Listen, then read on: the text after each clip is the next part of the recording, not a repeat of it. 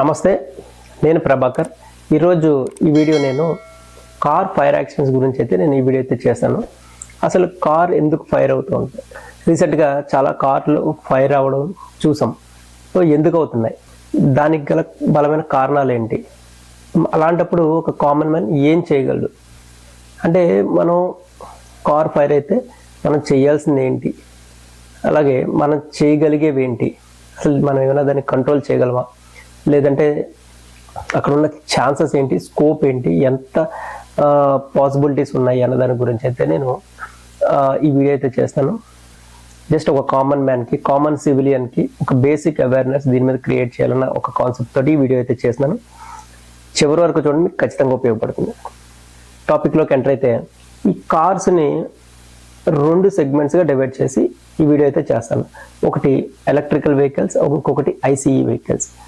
ICE అంటే internal combustion engines, అంటే fuel ద్వారా నడిచే వెహికల్స్ అనమాట. ఈవీ అనగానే మనకు అర్థమవుతుంది, బ్యాటరీ ద్వారా నడుస్తే దాని ఎనర్జీ అంతా బ్యాటరీ నుంచి వస్తుంది. అలాగే ఐసీఈ అంటే ఫ్యూయల్ ద్వారా వస్తుంది, లైక్ పెట్రోల్ కానీ, డీజిల్ కానీ, సిఎన్జి కానీ. సో ఫస్ట్ థింగ్ మనం చెప్పేది ఏంటంటే, ఫస్ట్ కాన్సెప్ట్ ఈవీ స్టార్ట్ చేద్దాం.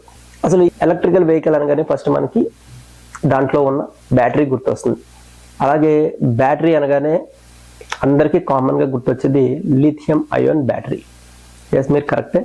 మెజారిటీ ఆఫ్ కార్స్లో లిథియం అయాన్ బ్యాటరీ యూజ్ చేస్తారు. కానీ అదొకటే కాదు, ఇంకా కొన్ని టైప్ ఆఫ్ బ్యాటరీస్ కూడా యూజ్ చేస్తారు. Depends on manufacturer and range of the car. అంటే ప్రీమియం కార్స్లో ఒక రకం, ఇలా డిఫరెంట్ సెగ్మెంట్స్లో ఈ డిఫరెంట్ బ్యాటరీస్ యూజ్ చేస్తారు.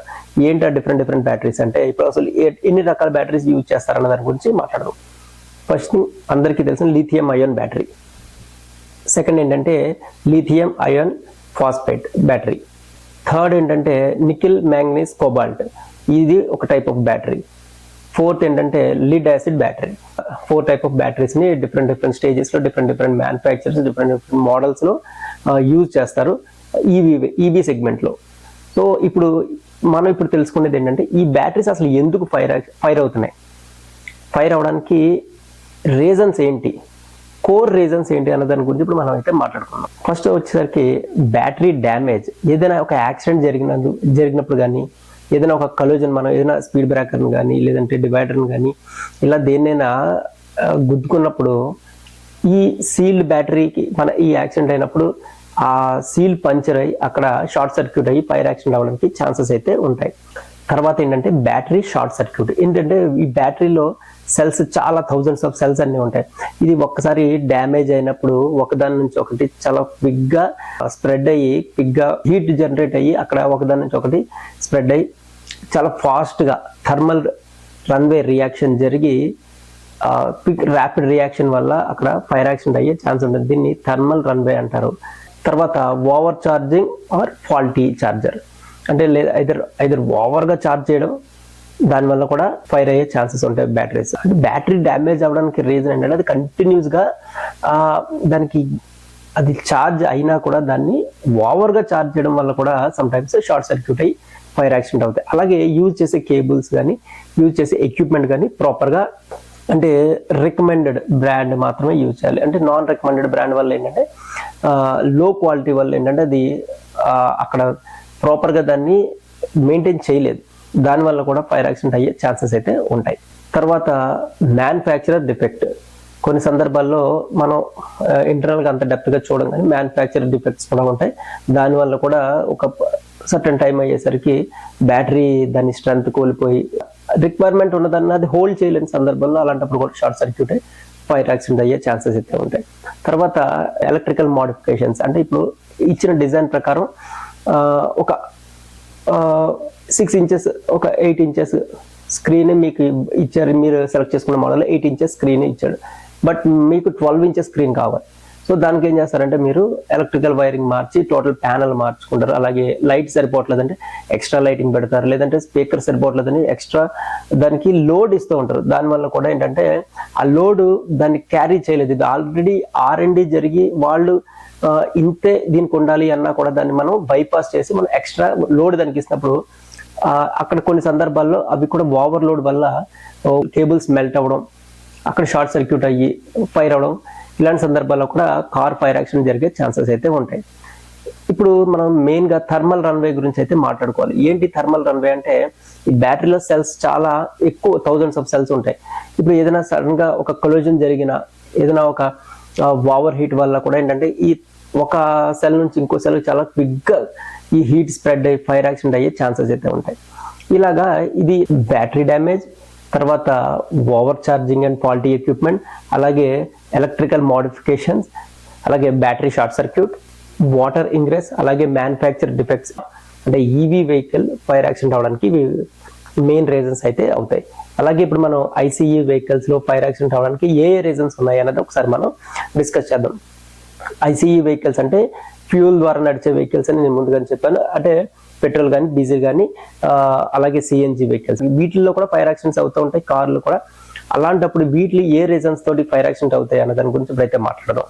ఫ్యూల్ ట్యాంక్ లీక్ అయినప్పుడు, ఎలక్ట్రికల్ షార్ట్ సర్క్యూట్ అయినప్పుడు, అలాగే ఏదైనా యాక్సిడెంట్ జరిగినప్పుడు, అలాగే ఇంజిన్ ఓవర్ హీట్ అయినప్పుడు మేజర్గా ఈ ఐసీఈ వెహికల్స్లో ఫైర్ యాక్సిడెంట్ అవడానికి ఛాన్సెస్ ఉంటాయి.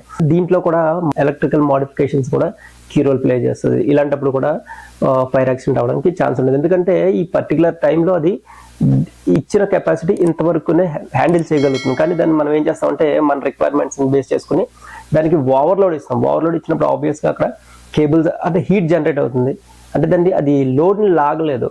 సో అలాంటప్పుడు హీట్ జనరేట్ అవుతుంది, హీట్ స్లోగా కేబుల్స్ అనేది మెల్ట్ అవుతాయి, షార్ట్ సర్క్యూట్ అవుతుంది, ఫైర్ యాక్సిడెంట్ అవడానికి ఛాన్సెస్ అయితే ఉంటాయి. కాబట్టి ఏంటంటే ఇచ్చిన అంటే R&D జరిగి వచ్చిన వెహికల్ని ఎటువంటి డిస్టర్బ్ చేయకుండా దాన్ని యాజ్ ఇట్ ఈస్గా మెయింటైన్ చేసుకుంటే ఆబ్వియస్గా అది ఎటువంటి ఇష్యూ రాకుండా అది కంటిన్యూ అయితే చేయగలుగుతాం.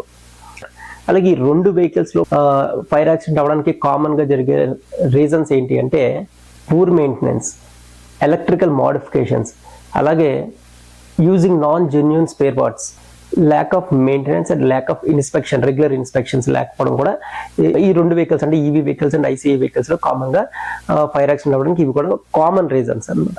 సో అసలు ఈ ఫైర్ యాక్సిడెంట్స్ అవుతున్నప్పుడు ఒక కామన్ సివిలియన్ ఏం చేయగలుగుతాడు ఇలాంటప్పుడు అంటే, మనకి ఖచ్చితంగా మన కార్లో వెళ్తున్నప్పుడు ఫైర్ యాక్సిడెంట్ అయితే ఏం చేయగలం అన్న దాని గురించి మాట్లాడుకుంటే, అదే టైంలో అసలు మనం ఆ టైంలో మనం ఏం చేస్తున్నాం అన్నది చాలా ఇంపార్టెంట్ అనమాట. కార్ రన్ చేస్తున్నామా అంటే కార్ డ్రైవ్ చేస్తూ వెళ్తున్నామా? ఎందుకంటే డ్రైవ్ చేసిన వెహికల్లో ఫైర్ అవ్వడానికి, పార్క్ చేసిన వెహికల్లో ఫైర్ అవ్వడానికి చాలా తేడా ఉంటుంది. ఇప్పుడు మనం రన్నింగ్ వెహికల్ గురించి మాట్లాడుకుంటే, ఇప్పుడు మీరు వెహికల్ని రన్ చేస్తున్నారు. సో అలాంటప్పుడు ఒక చిన్న స్పార్క్, ఒక నార్మల్ ఇగ్నిషన్, ఒక చిన్న ఫైర్ అది ఇమ్మీడియట్గా విత్ ఇన్ షార్ట్ టైంలో స్ప్రెడ్ అయిపోయి టోటల్ సిచ్యువేషన్ కాంప్లికేట్ చేసి అక్కడ normal fire accident major fire యాక్సిడెంట్గా కన్వర్ట్ చేస్తుంది. ఎలాగా అంటే, ఇప్పుడు మనం హైవే మీద ఎక్కడ వెళ్తున్నాం, వెహికల్ వేసుకుని వెళ్తున్నప్పుడు ఇమాజిన్ ఒక 80 to 100, 120, 140 స్పీడ్లో వెహికల్ మూవ్ అవుతుంది. అలాంటప్పుడు ఈ ఎలక్ట్రికల్ వెహికల్ కానీ, నార్మల్ వెహికల్ కానీ ఒక చిన్న స్పార్క్ జనరేట్ చేసిన, ఒక చిన్న స్పార్క్ వచ్చిన అంటే బ్యాటరీ డ్యామేజ్ అయితేనే ఆటోమేటిక్గా అక్కడ ఎలక్ట్రికల్ షార్ట్ సర్క్యూట్ అవ్వడం కానీ, బ్యాటరీ డ్యామేజ్ అవ్వడం కానీ, ఇలాంటప్పుడు వచ్చిన ఒక చిన్న స్పార్క్ అది నార్మల్గా ఉన్న సిచ్యువేషన్ కన్నా బండి మూవ్ అవుతున్నప్పుడు ఆ సిచ్యువేషన్ చాలా క్విక్గా ర్యాపిడ్గా స్ప్రెడ్ అవుతుంది. దీన్ని చిమ్నీ ఎఫెక్ట్ అంటారు, స్టార్క్ ఎఫెక్ట్ అంటారు. మీ అందరికీ చాలా ఈజీగా అర్థమయ్యే విధంగా ఒక చిన్న ఎగ్జాంపుల్ చెప్తాను. ఏంటంటే జనరల్గా ఇంట్లో పార్ట్ ఆఫ్ రెగ్యులర్ రిచువల్స్ అగరబత్తి వెలిగిస్తూ ఉంటారు, ధూప్ స్టిక్స్ వెలిగిస్తూ ఉంటారు. అంటే దేవుడి దగ్గర అగరబత్తి కానీ, ధూప్ స్టిక్స్ కానీ వెలిగిస్తారు. అలాంటప్పుడు ఒక మ్యాచ్ స్టిక్ తీసుకుని దాన్ని వెలిగిస్తారు. వెలిగించినప్పుడు ఏమవుతుందంటే ఆ మ్యాచ్ స్టిక్ చివరి వరకు కంప్లీట్ అయిపోతుంది, కానీ ఈ ధూప్ స్టిక్ కానీ, అగరబత్తి కానీ కంప్లీట్గా వెలగదు. అలాంటప్పుడు ఏంటంటే మనం 2 మ్యాచ్ స్టిక్ వెలిగించాం, దాన్ని షేక్ చేస్తాం ఇలా. అప్పుడు ఆటోమేటిక్గా ఆ అగరబత్తి కానీ, ధూప్ స్టిక్ కానీ స్ప్రెడ్ అవుతుంది. స్ప్రెడ్ అయ్యి ఆ ధూప్ స్టిక్ కానీ, అగరబత్తి కానీ కరెక్ట్గా వెలుగుతుంది అనమాట. అక్కడ ఫైర్ వస్తుంది. అంటే అది ఎందుకంటే దీన్ని ఇలాగ షేక్ చేయడం వల్ల గాలిలో ఉన్న ఆక్సిజన్ని అది క్విక్గా గ్రాస్ప్ చేసుకుని అక్కడ అది ఫైర్ అవుతుంది. అలాగే అగరబత్తి కానీ, ధూప్ స్టిక్ కానీ వెలుగుతుంది. ఇదే థియరీలో కార్ ఫాస్ట్గా వెళ్తున్నప్పుడు ఒక చిన్న స్పార్క్ అక్కడ ఆ ఎయిర్లో ఉన్న ఆక్సిజన్ని క్విక్గా అబ్జర్వ్ చేసుకుని ఫాస్ట్గా స్ప్రెడ్ అవుతుంది. అప్పుడు ఏంటంటే నార్మల్ ఫైర్ అబ్నార్మల్గా మారిపోతుంది. అలాంటప్పుడు సడన్గా ఒక సర్టెన్ టైంలో మనం దాన్ని నోటీస్ చేశాక సడన్ గా రోడ్ మీద బండి ఆపేయాలి, ఓ పక్కకి రైట్ గో లెఫ్ట్ గో ఏదో సేఫ్ ప్లేస్ లో తిప్పడానికి కూడా టైం పడుతుంది. ఎందుకంటే వెనక నుంచి వచ్చే కొలిజన్ ఆఫ్ మూవింగ్ వెహికల్స్ అంటే యాక్సిడెంట్ జరిగే ఛాన్సెస్ ఉంటాయి. కాబట్టి మనం చూసి ఇమీడియట్ గా కొంచెం దాన్ని పక్క తీసి మనందరం బయటకు వస్తాం. కానీ అలాంటప్పుడు ఫైర్ ని ఆర్పాలి అంటే మీ దగ్గర ఒక ఎక్స్టింగ్విషర్ ఉండాలి. ఒకవేళ ఉందనుకుందాం, అది కండిషన్ లో ఉండాలి. అది ఎలా యూజ్ చేయాలో మీకు తెలిసి ఉండాలి. ఇవన్నీ ఓకే అనుకుంటే అసలు బ్యాటరీ 3 stages లో ఏదో ప్లేస్ ఉంటుంది. ఫ్రంట్ కానీ, మిడ్ లో కానీ, లాస్ట్ లో కానీ బ్యాటరీ ఉంటుంది. ఫైర్ ని ఎక్స్టింగ్విష్ చేసే ఫండమెంటల్ ఏంటి అంటే ఫైర్ ని ఎప్పుడు కూడా బేస్ ఎక్కడైతే స్టార్ట్ అయిందో ఆ ప్లేస్ మీద కొడితే కానీ ఫైర్ కంట్రోల్ కాదు. ఆల్రెడీ స్ప్రెడ్ అవుతుంది, ఎక్కడి నుంచి వస్తుందో మనకు తెలియదు. ఫైర్ కంప్లీట్ గా కార్ కి స్ప్రెడ్ అయిపోతుంది. ఎందుకంటే లోపల ఉన్న మనం కూర్చున్న చైర్స్ కానీ ఇవన్నీ ఫోమ్ మెటీరియల్ తో జరుగుతుంది. అది కూడా చాలా ఫ్లేమబుల్, చాలా క్విక్ గా స్ప్రెడ్ అయిపోతూ ఉంటుంది. అలాంటప్పుడు మీరు అసలు ఫైర్ ఎక్కడ స్టార్ట్ అయిందో నోటీస్ చేసి అదే ప్లేస్ లో ఫైర్ ఫైటింగ్ చేయాలి అంటే ఇంపాసిబుల్, చాలా కష్టం. కాబట్టి ఏంటంటే మూవింగ్ వెహికల్స్ ని ఫైర్ యాక్సిడెంట్ అయితే ఒక common civilian, even fire department వాళ్ళ వెహికల్లో వాళ్ళు వెళ్తున్నప్పుడు ఫైర్ అయినా కూడా వాళ్ళు ఏమి చేయలేవు. ఎందుకంటే ఎక్కడి నుంచి ఫైర్ స్టార్ట్ అయిందో తెలిసేసరికి ఫైర్ చాలా స్ప్రెడ్ అవుతుంది చాలా ఫాస్ట్ గా. కాబట్టి మూవింగ్ వెహికల్ ని ఫైర్ ఫైట్ చేయడం అనేది ఇంపాసిబుల్, చాలా చాలా చాలా కష్టమైన పని. అదే మీకు వెహికల్ ఆగి ఉందనుకోండి, అలాంటి సందర్భంలో మీరు అంటే వెహికల్ పక్కకు పార్క్ చేసి ఉన్నారు, ఏదైనా టీ కాఫీ తాగుతున్న టైంలో కానీ ఏదైనా డిన్నర్ చేసే టైంలో మీరు సడన్ గా పెట్రోల్ కొట్టించే టైంలో మీరు సడన్ గా కార్ లో ఫైర్ చూసినప్పుడు ఇమీడియట్ గా మీరు అక్కడ దగ్గరలో ఏమైనా ఎక్స్టింగ్విషర్ ఉంటే దాన్ని యూజ్ చేసి ఫైర్ ఫైట్ చేస్తే అది ఫైర్ కంట్రోల్ అవుతుంది. ఎందుకంటే అక్కడ అంత హెవీ విండ్ అంటే ఎయిర్ అన్నది మనం అక్కడ సెటిల్డ్ గా ఉంది అంత ఎవ్రీథింగ్. సో ఆ నార్మల్ ఫైర్ స్లోగా పెరిగి పెద్దవడానికి టైం పడుతుంది. ఈ లోపల మనం నోటీస్ చేసి ఫైర్ ఫైట్ చేసి ఇనీషియల్ స్టేజ్ లోనే కంట్రోల్ చేయగలుగుతాం. అలా కాదని మూవింగ్ వెహికల్ లో ఈ ఛాన్స్ మనకు ఉండదు. ఏంటంటే ఎక్కువ ఎయిర్ వల్ల ఆక్సిజన్ అన్నది ఎక్కువ అక్కడ ఉంటుంది, నార్మల్ ఫైర్ కూడా అబ్నార్మల్ గా కన్వర్ట్ అవుతుంది. అదే మీరు చూస్తే ఇప్పుడు రీసెంట్ గా కొన్ని పెట్రోల్ బంక్స్ లో ఫైర్ అయినప్పుడు మనం ఎప్పుడైనా నోటీస్ చేసినప్పుడు పెట్రోల్ కొట్టించినప్పుడు ఫైర్ అవుతుంది. ఇమీడియట్ గా పెట్రోల్ బంక్ లో స్టాఫ్ ఎవరో ఒకళ్ళు వచ్చి దాన్ని ఫైర్ ఫైట్ చేసి ఎక్స్టింగ్విష్ చేస్తారు. ఇక్కడ కూడా ఒక చిన్న లాజిక్ ఉంది. ఏంటంటే ఎప్పుడు కూడా ఒక ఫైర్ ఎక్స్టింగ్విషర్ తో ఆపరేట్ చేసినప్పుడు ఫైర్ త్వరగా కంట్రోల్ కాదు. ఇందాక ఫండమెంటల్ గురించి చెప్పాను, బేస్ ఎక్కడైతే స్టార్ట్ అయిందో అక్కడే కొట్టాలి. వీళ్ళు ఏం చేస్తారంటే ప్రాక్టికల్ గా చెప్తున్నారు, ఒక 2-3 స్టాఫ్ ఎక్స్టింగ్విషర్ పట్టుకుని రఫ్ అండ్ టఫ్ ఎక్కడ పడితే అక్కడ దాన్ని స్ప్రెడ్ చేస్తూ ఫైర్ ఎక్స్టింగ్విషర్ ని కొడతారు. అప్పుడు ఏంటంటే ఎక్కడ స్టార్ట్ అయిందో అక్కడ ఈ ఫైర్ ఎక్స్టింగ్విషర్ మీడియా దాని మీదకి ఎఫెక్ట్ అయ్యి ఫైర్ కంట్రోల్ అవడానికి ఎక్కువ ఛాన్సెస్ ఉంటాయి. అదే ఒకే పర్సన్ ప్రాసెస్ కి విరుద్ధంగా వాడు ఫైర్ ఎక్స్టింగ్విషర్ ఆపరేట్ చేసిన అప్పుడు కూడా కంట్రోల్ కాదు. ఫైర్ అన్నది ఎప్పుడు కూడా బేస్మెంట్ మీద, ఇంకొక ఎప్పుడు బేస్మెంట్ మీద అంటే ఎక్కడైతే స్టార్ట్ అయిందో అక్కడ బేస్ మీద ఫైర్ ఎక్స్టింగ్విషర్ ఆపరేట్ చేస్తేనే ఫైర్ కంట్రోల్ అవుతుంది. అది ఆగి ఉన్న వెహికల్ దగ్గర అయితే మీకు ఎక్కువ ఛాన్స్ ఉంటుంది, కొంచెం కంట్రోల్ చేయడానికి ఎక్కువ పాసిబిలిటీ ఉంటుంది. అదే మూవింగ్ వెహికల్ లో ఆ ఛాన్స్ అయితే మనకు ఉండదు. ఇంకొకటి ఏంటంటే ఎప్పుడైనా సరే ఒక ఆగిన వెహికల్ బ్యానెట్ లో నార్మల్ ఐసీఈ వెహికల్, ఒక పెట్రోల్ వెహికల్, డీజిల్ వెహికల్ కానీ సిఎన్జి వెహికల్ బానెట్ ఫైర్ అవుతుందని మీరు నోటీస్ చేసి ఆ బానెట్ ని కనుక ఓపెన్ చేశారు అనుకోండి, ఫైర్ ఇంకా ఫాస్ట్ గా స్ప్రెడ్ అవుతుంది. రీజన్ ఏంటంటే అది అప్పటికే ఒక కన్సీల్డ్ ఏరియాలో తక్కువ ఆక్సిజన్ లెవెల్లో ఫైర్ అయిపోతూ ఉంటుంది. మనం బానెట్ ఓపెన్ చేయగానే ఓపెన్ ఏరియాలోకి వచ్చేసరికి ఎక్కువ ఎయిర్ ఎంటర్ అయ్యి అక్కడ ఉన్న ఆక్సిజన్ ఆ నార్మల్ ఫైర్ ని కూడా అబ్నార్మల్ గా కన్వర్ట్ చేసే ఛాన్స్ ఉంటుంది. కాబట్టి ఏంటంటే ఎప్పుడు కూడా కేర్ఫుల్ గానే ఆగున్న వెహికల్ లో ఫైర్ ఫైట్ చేయాలన్నా కూడా కేర్ఫుల్ గానే ఉండాలి. అండ్ అలాగే మూవింగ్ వెహికల్ లో ఉన్నప్పుడు చెప్తున్నా కదా, compare to property human life is more precious. దాన్ని మనం బ్యాలెన్స్డ్ గా ప్లాన్ చేసుకుని ఆ సిచ్యువేషన్ ని జెంట్ల్ గా డెసిషన్ తీసుకోవాలి. అంటే నా ఒపీనియన్ ఏంటంటే మూవింగ్ వెహికల్లో ఫైర్ అయినప్పుడు కంట్రోల్ చేయడం చాలా కష్టం అవుతుంది. అదే ఆగున్న వెహికల్లో మనకు ఎంతో కొంత ఛాన్స్ అయితే ఉంటుంది. బేసిక్ అవేర్నెస్ క్రియేట్ చేయాలనుకున్నది ఏంటి అంటే పబ్లిక్ లో తీసుకోవాల్సిన ప్రివెంటివ్ మెజర్స్ ఖచ్చితంగా వెహికల్ కైనా అవ్వండి, ఎనీ వర్క్ కైనా అవ్వండి, తీసుకోవాల్సిన బేసిక్ ప్రివెంటివ్ మెజర్స్ ఖచ్చితంగా తీసుకుంటే యాక్సిడెంట్స్ అన్నది కంట్రోల్ అవుతాయి.